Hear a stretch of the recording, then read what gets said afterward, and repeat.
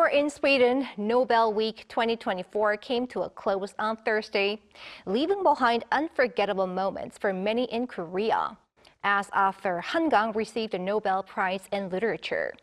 For this week's Arts and Culture segment, our culture correspondent Song Yoo-jin walks us through the highlights of the week-long celebrations. The first Asian female Nobel laureate in literature, only the second Korean Nobel Prize winner. It's no surprise that Han Kang was the star of Nobel Week 2024. Han began the week by visiting the Nobel Prize Museum following the long-standing tradition of laureates donating a personal artifact. She chose a teacup that she used throughout the writing of her latest novel, We Do Not Part. Every time I sat back down at my desk, I would drink black tea from this cup. It became like a spell, drawing me back to my writing. I felt it was the perfect object to share my creative process. Her first press conference after winning the Nobel Prize also drew a great deal of attention. Han's response to Korea's brief martial law imposition resonated deeply as it reminded many of her 2014 novel Human Acts, which explores the 1980 Gwangju democratization movement under military control. Witnessing martial law unfold again in 2024 was shocking. I saw people trying to stop armored vehicles with their bodies, others holding back soldiers with their hands, and some standing firm against advancing troops with guns.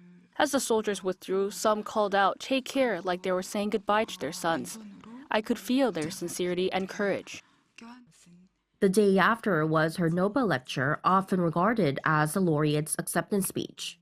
The author expressed her gratitude to readers for connecting with her through what she called the golden thread of language.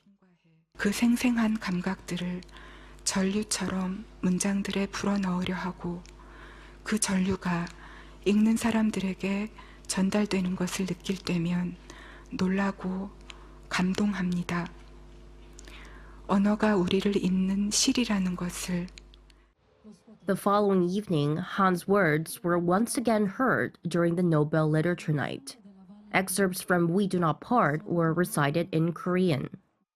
밀도가 얼마나 낮은 눈인지 내가 앉는 대로 끝없이 깊게 꺼져내렸다. 격벽 같은 눈이 우리를 갈라놓았다.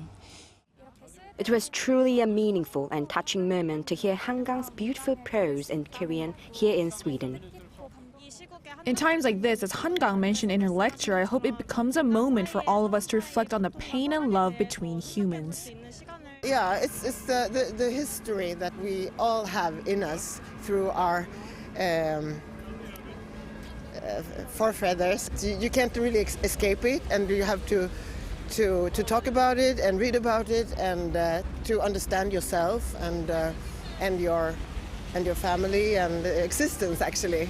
So in that way, I can relate to it a lot. And then came Nobel Day. Han Kang became the first Korean to walk down the Nobel Prize's blue carpet at Stockholm Concert Hall. Korea's first Nobel Prize winner, former President Kim Dae-jung, received his Peace Prize in Oslo, Norway. During the banquet, Han delivered her speech of thanks with a pleasant surprise beforehand. The host introduced her to the podium in Korean.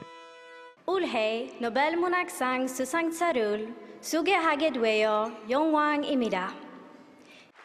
Han's speech focused on the role of literature in times of darkness, offering great comfort to many in Korea during a time of political and social uncertainty. Language that connects us one another. Literature that deals in this language inevitably holds a kind of body heat. Just as inevitably, the work of reading and writing literature stands in opposition to all acts that destroy life.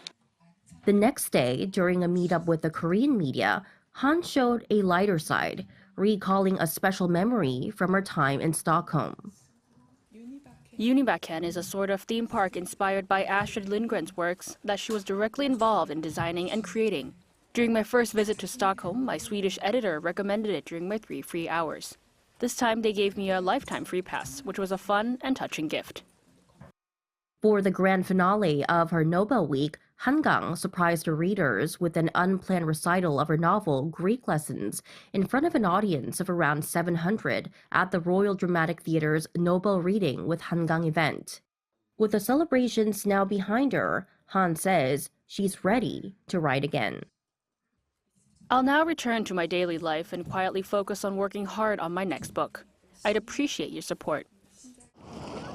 So the Nobel Week 2024 has come to a close, but the arc of Han Kang's story hasn't reached its climax just yet. We'll now wait for what the Nobel laureate has in store for her readers here in Stockholm, to Seoul, and around the world. 송진, 아리랑뉴스, Stockholm.